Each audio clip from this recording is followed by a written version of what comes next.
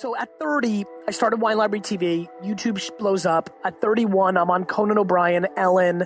There's articles being written about me. Now they're writing that the business grew from $3 to $60 million in sales. I'm becoming this guy. I got so many goddamn emails from friends in high school during that period when I was showing up in all these magazines and TV shows.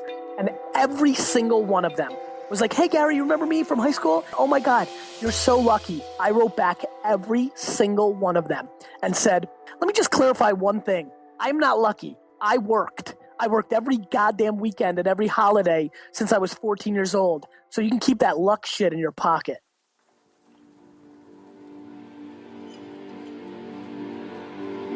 Every day that I live my life, I get 5 to 27 emails from people that are telling me that they are quitting, or they should quit, or are really coming to me as a last resort to convince them not to quit, I think a lot of times, or maybe give them confirmation that they should quit.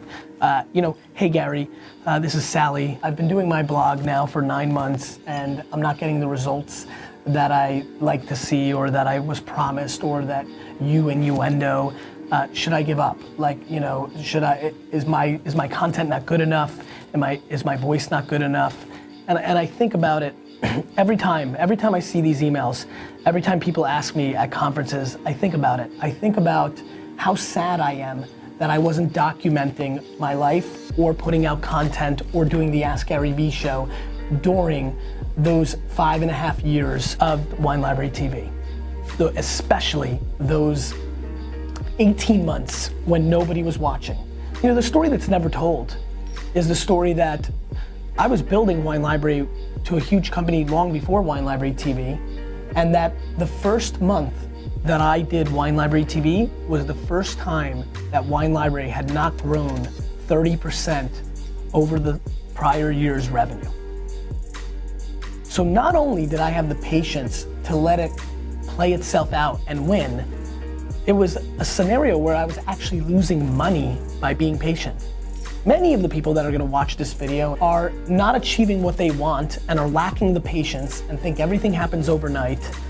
And that is coming at the cost of an unhappy life or no loss financially, just loss in time. Just coming at the expense of Angry Birds or House of Cards marathons or the bowling team or hanging out with friends and having a beer or reading a magazine or whatever the hell gets you off and excited as a hobby. It's coming at that expense. It's not coming at the expense of actual money or something, or pain, it's coming at the expense of a luxury.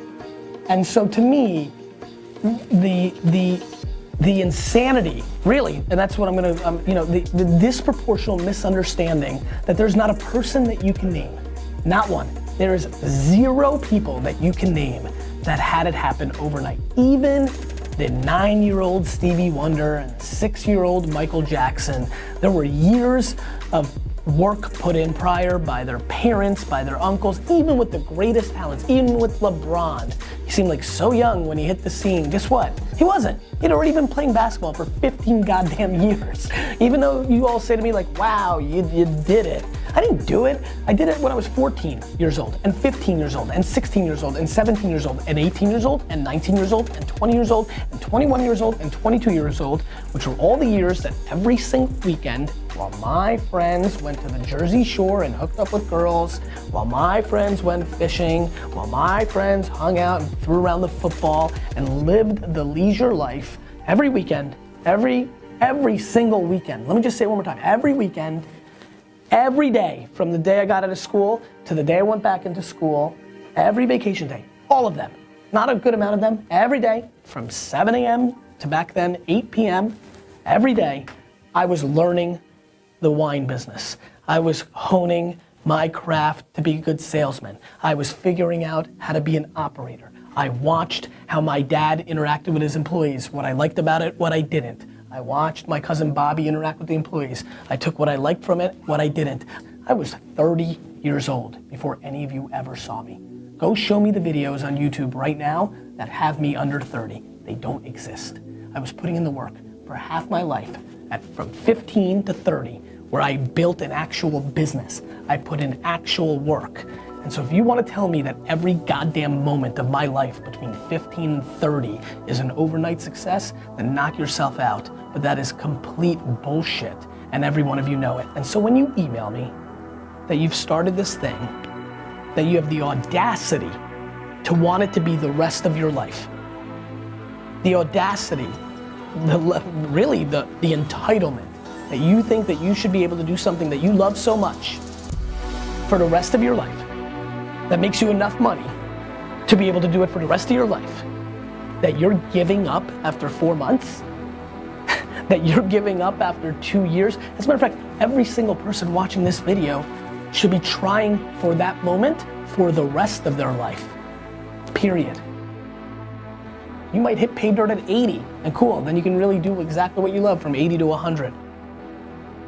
My friends, it is a gift. It is a gift to wake up in the morning and be able to do what you want for the rest of your life. The way you do that is by becoming a quote unquote overnight success. You know, the excuse that everybody uses to deploy against somebody who's actually put in work for the last decade and got themselves into a position where they can do something pretty rad that we all think is cool and we all wish we could do. You know, that thing, the thing that you say to yourself to make yourself feel better about when you're laying in bed and playing a goddamn game on your phone instead of putting in the work to achieve what you want. Nothing in life is free. Nothing happens overnight. It all takes tons and tons of work and tons of talent and tons of serendipity. But my friends, luck, serendipity, there's a forced culture within that. You know, you don't just sit in your room hoping and then something lucky happens. Nobody just knocks on your house's door and says, congratulations, you've been awarded this. Luck comes from being in the right spot. I've been really lucky because I fucking bleed out of my eyes every day of my life and work my face off. You get really lucky when you have that 11:30 p.m. meeting where the lucky thing happened. Pretty cool, since all you were fucking sleeping. I was pretty lucky, weird, that I scheduled that meeting because I did a ton of things for 30 years that allowed me to even have that meeting in the first place, that gave me the leverage to have that lucky thing to happen. There's no overnight successes, period. They don't exist. Show me. Leave a comment on YouTube, leave the name, explain to me, tell me, show me, let me know. Show me the overnight success, because I'll show you justifying in your brain something that is just not true, period.